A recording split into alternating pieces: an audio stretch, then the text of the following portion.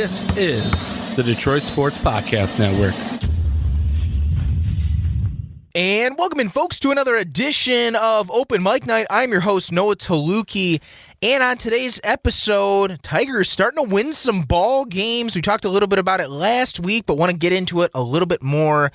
And I also have a question about the Tigers. One particular player, why is he hitting in the spot that he's hitting? We'll break that down for you more as well. Also, Pistons hiring a Michigan basketball legend to be in their front office just to kind of assist here and there. We'll talk more about that as well.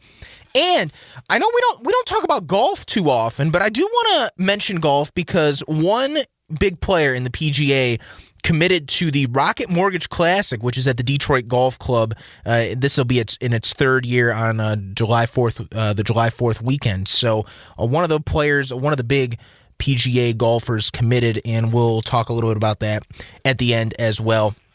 But hopefully everybody enjoyed their Memorial Day weekend. I definitely did. I was able to go back home and see my family and see a lot of friends I haven't seen in a while. So that was really nice. Getting a break from Cleveland, I guess, if you will.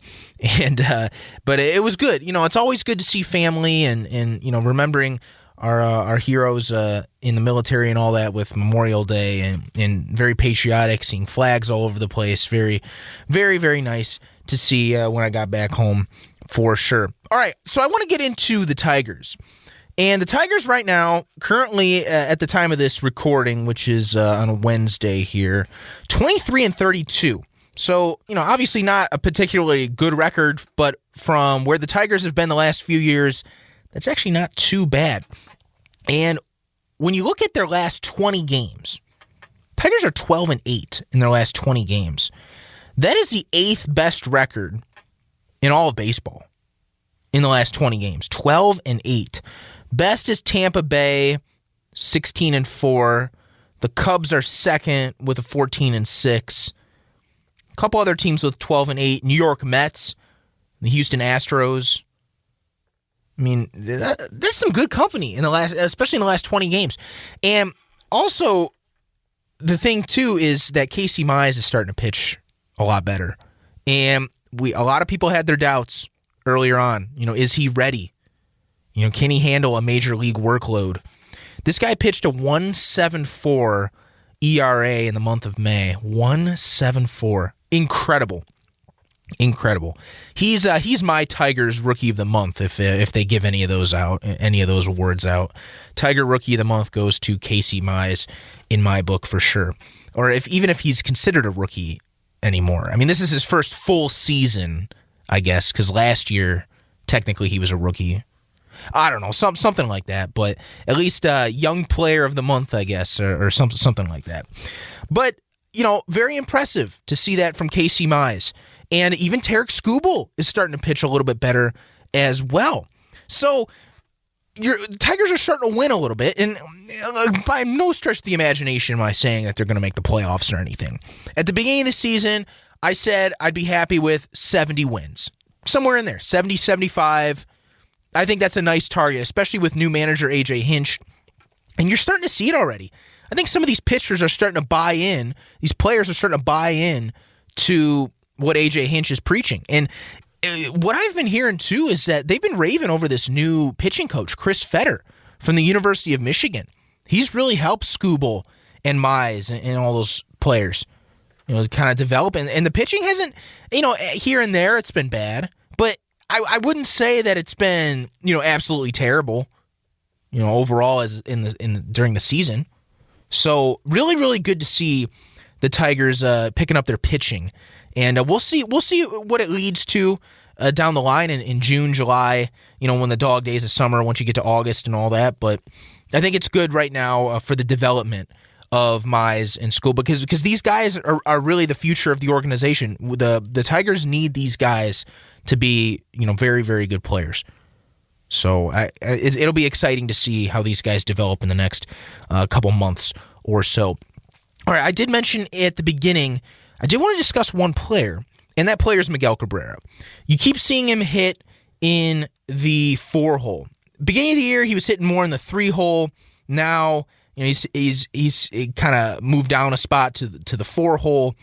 And, it's interesting because, are the Tigers living 10 years ago? MVP, World Series Miggy. That's when he was batting 3rd and 4th, a Triple Crown Miggy, 2013. This is not the same Miguel Cabrera. And everybody says, every year people say, oh, he's in shape now. This is going to be the year where he gets back. I mean, the guy's 38 years old. I mean, I just don't know why. And the guy at the time of this recording, he's hitting 193. I mean, that is a career low. I mean, he's appeared in 38 games, 4 home runs, 20 RBIs. I mean, you can obviously the production is not there, and struck out 37 times as well. But in the on base percentage, 269, slugging 293, 562 OPS. In his MVP seasons, 2012 he was hitting 999 OPS, and then the year he hit the Triple Crown, it was 1.078. I mean, so when you look at the OPS, which is a stat that a lot of baseball experts like to measure, it's definitely below. And I think the Tigers are kind of in a tough spot with him because obviously, he was signed to that big 10-year deal back in 2012, around there. And I think it's all about granting Miguel Cabrera kind of his wishes. They don't want to offend him. And that's why I think they're in a tough spot because now would, maybe with better management, because I don't think, like I've said before, I don't think Alvey is the best general manager out there. I think there's some problems. Chris Ilitch, I don't think he's the best owner in baseball. I just some questionable moves, especially with Al Avila. And, a ball club like the St. Louis Cardinals, New York Yankees, they're very loyal to their players, but I mean, I just don't see an organization like that with better leadership, better management, being loyal like this and keeping Miguel, in a 3 or 4 spot. I don't know why they don't move him down a little bit. Maybe get one of their hotter hitters. There hasn't been many hot hitters, but somebody that's hitting better than 193 on the Tigers, batting in the 3 or 4 spot. Moving Miggy down, but I don't know. It seems like there's a little bit of ego there, because Miguel Cabrera, they're paying him like he was the player from 10 years ago, but he's not playing or hitting like the player he was 10 years ago. And, a lot of that has to do with the contract from 10 years ago. That has nothing to do with right now. But if I were the Tigers, I'd give some of these younger guys a shot. And if it offends Miggy, so be it. So be it. He can go play somewhere else. Do I want Miguel Cabrera to retire as a Tiger? Of course I do. But if it's for the betterment of the team, which is really what it should be, then Miguel Cabrera should not be hitting 3rd or 4th unless he somehow picks up the pace and picks up the hitting. But through 38 games that he's played, hitting 193, that's not going to cut it, especially with some of the younger players that may need some more development in the 3 or 4 hole. Miggy's just there right now. He's just there for leadership. And don't get me wrong, leadership is very important. Having a guy in the clubhouse is very important, to have that stability of leadership. And Miggy, he's a go-lucky guy. He's fun to be around. I know a lot of people like him. I don't think he really has, many negative things from teammates. But just for the team's sake, he should be hitting lower. Now, if you want to keep Miggy in the lineup, go ahead. Go ahead. Obviously, be careful with him, because he's been very injury-prone these last few years. Keep him in the lineup, but just move him down. He doesn't need to be hitting 3rd or 4th anymore. This is not the Miguel Cabrera we saw from 2013 anymore. It's not. And I know the Tigers, very loyal towards, some players, but Miggy, I think it's just time. It's time to move him down, get some of these younger guys up in the 3 or 4 hole. Also, I did want to add one more thing about the Tigers. So I know I mentioned to you guys how I am an intern right now for the Lake County Captains, which is the single A, the high A affiliate for the Cleveland Indians. And one of the teams in the high A Central, which is the league that the Captains play in, is the West Michigan Whitecaps. So, West Michigan is the Tigers' high A affiliate. A lot of great Tigers from the past, couple decades have come through West Michigan. They play up in Comstock Park, which is right by Grand Rapids. And last week, the Captains played the Whitecaps. And so, I was in the studio here, and I got to listen and watch, the live stats and all that of, some of the really good prospects that the Tigers, have in their system. Guys like Daniel Cabrera, Parker Meadows, and the big one, Spencer Torkelson.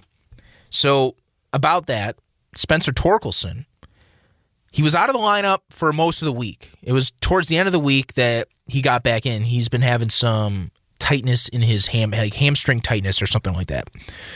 First game back, this guy hits 2 home runs. 2 home runs. And his first home run, towering.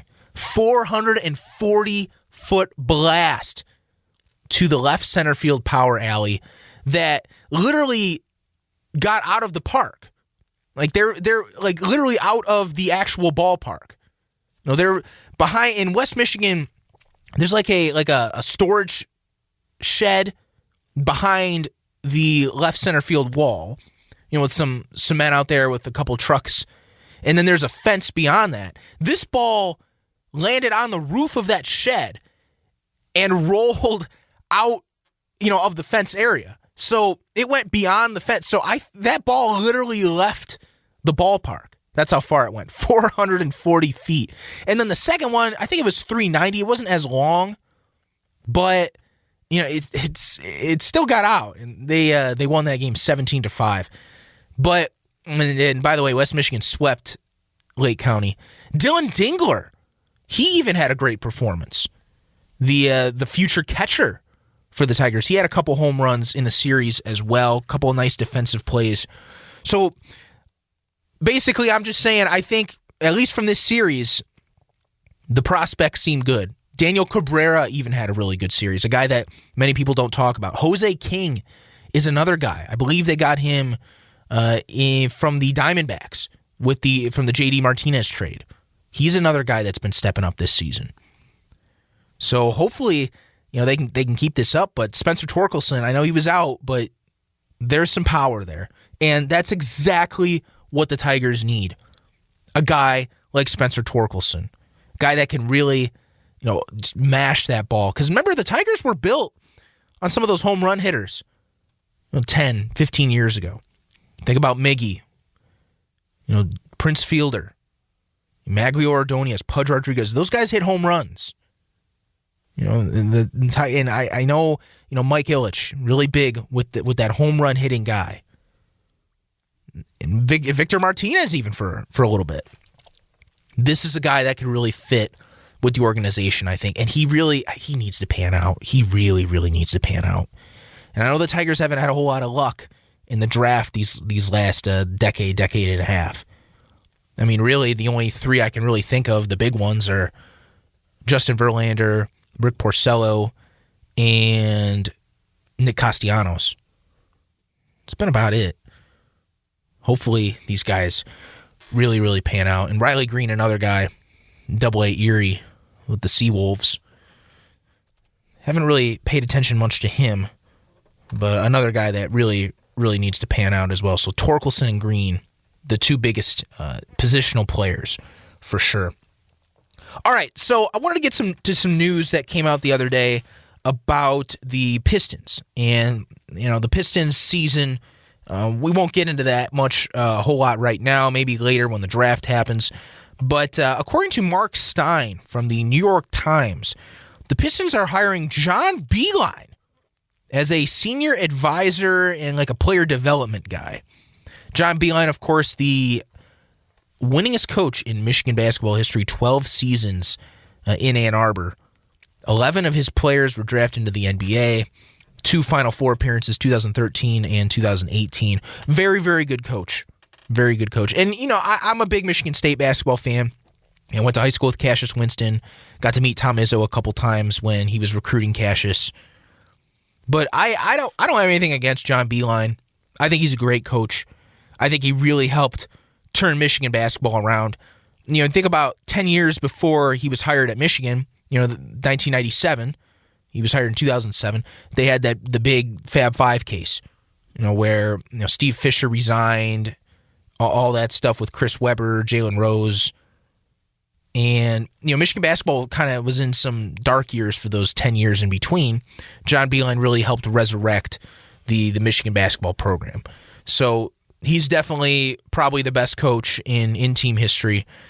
But then, kind of a surprise move from last year, he decided to leave Michigan and pursue an opportunity as head coach of the Cavs here in Cleveland. And that didn't last very long, only 54 games. Criticized a lot for his college style. No surprise there. This guy's coached in college his entire life. College style, trying to get that into the pros, too much of an emphasis on fundamentals. Nothing wrong with that, but, when it goes to the NBA, especially when egos are present and all that, people can feud. And really, an offense not suited for the NBA. So, as a head coach, there's an opportunity for him. I'm sure maybe it was a dream of his for a long time to coach in the NBA, and if opportunity presented itself, there it was. But it was very obvious that it did not work out. And, like I said, he resigned after 54 games. This is obviously not a head coaching job. This is very, very different with the Pistons. And we've talked about how Troy Weaver, he seems to know what he's doing. There's some rookies that are playing well. He completely gutted the roster. Blake Griffin, Derrick Rose, all the guys that needed to go have left. And I don't see this as a problem. I think, to be honest, this is going to suit John Beilein better than, like a job with more responsibility. Obviously, he's a trusted voice, a guy that has a lot of experience in the game of basketball that could really, be a guy that can share, add value and all that. Not much authority. This isn't a guy that's going to be making a lot of decisions either, but just a guy that they can listen to and, take his input from. Also, the reason I think this could be a good gig for him is, teaching seems to really be his strong suit. He was really good at relating with, college basketball players and really teaching the fundamentals of the game, teaching. And I think in more of a player development role, player development is, kind of for the players that are just getting acclimated to the NBA, kind of getting them used to NBA life, teaching them fundamentals, teaching them basics. I think this is more of a role for him because he's always been a teacher, and he's been a really good teacher. I think a lot of that has to do with the Jesuit education that he talks about when he coached at Lemoyne and all that. Canisius. He's talked about that before in some conferences. But I think this is good. And like I said, this is not something, he's not going to have a lot of authority, so he's not going to be the one making all the decisions. But a guy that Troy Weaver and company, player development people can really rely on for a really good voice, really solid voice in the Pistons organization. So I don't mind it. And look, who knows? This could be a job that just keeps him in basketball, before maybe a college job comes around. Because I've always thought that John Beilein, should still be coaching college basketball as a head coach somewhere. For a long time, I thought he was going to go to Texas because Shaka Smart took the Marquette job after Woj was fired from Marquette. And I thought, because Luke Yaklich was there in Texas, which is his most trusted assistant when he was at Michigan, I thought maybe he would be a Longhorn in Austin, but just did not work out. And I think this is good. I think this will be good. I don't think it hurts at all. This is, I know being a head coach in the NBA didn't really work out, but a guy that can really relate to players on a personal level and can get them acclimated, I don't mind it. And for John Beilein, it keeps him engaged in the game. It keeps him, mentally sharp with basketball. So if a job ever comes open, who knows? He can be ready for that, and he can at least still be in the game. So I don't mind it at all. All right, so last thing on the docket, if you will, Rocket Mortgage Classic in Detroit. So in case anybody doesn't know, this was the first year of this event on the PGA Tour was in 2019, and it was at the Detroit Golf Club. And I've actually been fortunate enough to have played the course before. I'll get to that in a minute. But, 2019, so the PGA Tour decided we're going to have an event in Detroit. We're going to name it the Rocket Mortgage Classic. And, it's still relatively new. This is only the third season. 2019, a lot of people showed up. And, 2020, they weren't allowed to have a crowd. Bryson DeChambeau, one of the best golfers in the world. I believe he's number 4 right now in the world. And he golfed in it, and he won. And there was a nice battle on the Sunday, the final round, with Matthew Wolff, who's also one of the more up-and-coming golfers in golf. I believe he's 21, 22, somewhere in there. It's a great event. I went in 2019. And look, I wouldn't call myself a diehard golf fan. I play a lot of golf with a lot of friends, and I do pay attention to it a little bit. My whole dad's side of the family is really into it. My grandpa was into it. My dad's cousin's really into it. And so through that, when I was a kid, I got to know who some of the biggest golfers in the world was. So it's not like I just knew who Tiger Woods was or Phil Mickelson. I knew, the basic big golfers in golf, big names. So, I've always been fascinated with it. I've never been to a PGA event before. So 2019, I was able to go, and it was a lot of walking, a lot of walking over there. But it was really cool because you got to see golfers up close. Watching golf on TV is a lot different than watching in person, because when you're watching on TV, they only just show the ball. Like when the golfer hits the ball, they just show the ball and then they zoom out once it gets closer to the green or something like that. So, but seeing it in person, you got to see how far that ball really traveled, and it's impressive to see how hard and how far these guys hit it. The big golfers in 2019 were Dustin Johnson, Ricky Fowler, Bubba Watson. I believe none of those actually made the cut. Maybe one of them did. I can't remember, but I know definitely all of them did not. The guy who won it was Nate Lashley. Not really a big name in golf, but a really nice story because he's kind of like an underdog story. So, but the problem though is that, the first year they had some big name golfers, but it wasn't like there was a who's who of big name golfers. And one golfer that committed for this year, 2021, was Phil Mickelson. And I think that's really, really big for growing the Rocket Mortgage Classic because, first of all, Phil is such he's so fan-friendly. Fans love him. And, watching Phil Mickelson live in person, there's something special about that. And a lot of Michiganders, especially in Michigan, because there's not a lot of PGA events in Michigan, and the ones that happen only come around once in a while until the Rocket Mortgage Classic came. A lot of Michiganders probably have never seen Phil play in person. Last time he played in a PGA event in Michigan was 2008. I believe at the U.S. Open, which was at Oakland Hills and Bloomfield Hills. So I think this is really big for growing it because then if Phil's going, some other golfers might commit, and then there might be more and more and more. So, look, like I said, it's not like Phil is the only big golfer. There's Ricky Fowler, Bubba Watson was in it, Bryson DeChambeau, Matthew Wolff, Jason Day, I believe, played in it too. So there were some big names, but having Phil Mickelson gives kind of the Rocket Mortgage Classic that star power. And look, the Rocket Mortgage Classic, it's not like the course is, it's supposed to be fun because the course is very long and straight. So there's not a lot of dog legs. And like I said before, I've played it. I played it actually the week before the Rocket Mortgage Classic last year.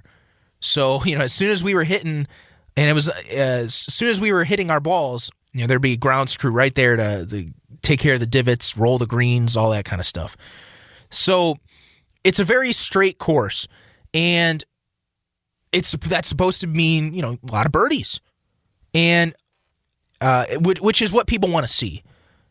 The U.S. Opens, the majors, that's the stuff where the strategy and all that comes into play more. But I feel like the Rocket Mortgage Classic is more of an opportunity just for fans to come out to see these golfers play and see a lot of birdies. It's supposed to be fun. I mean, Bryson shot 23 under last year to win it. 23 under. That's pretty crazy. So a lot of birdies, like I said. And I really like what the Rocket Mortgage Classic does with the 3-1-3 challenge. I believe it's holes 14, 15, and 16.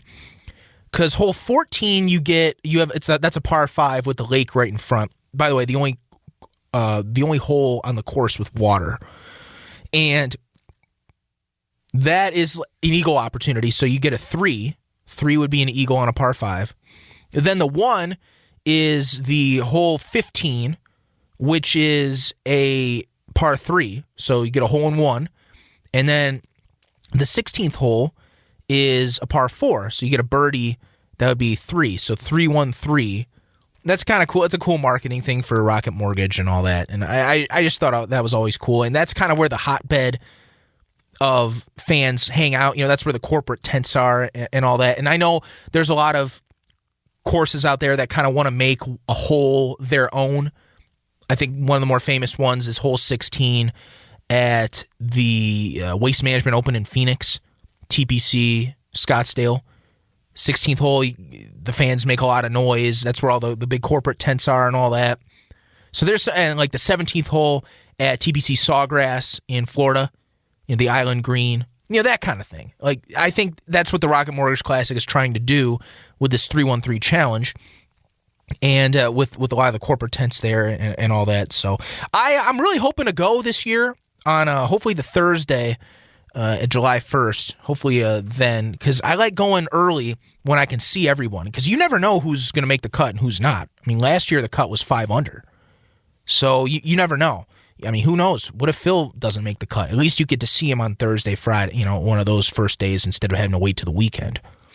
So, but like I said, having Phil is really big, and seeing him in person is what the fans need, and hopefully with that star power, he can start attracting some even bigger names with him. Oh, if Phil's playing, I want to play, and that kind of thing.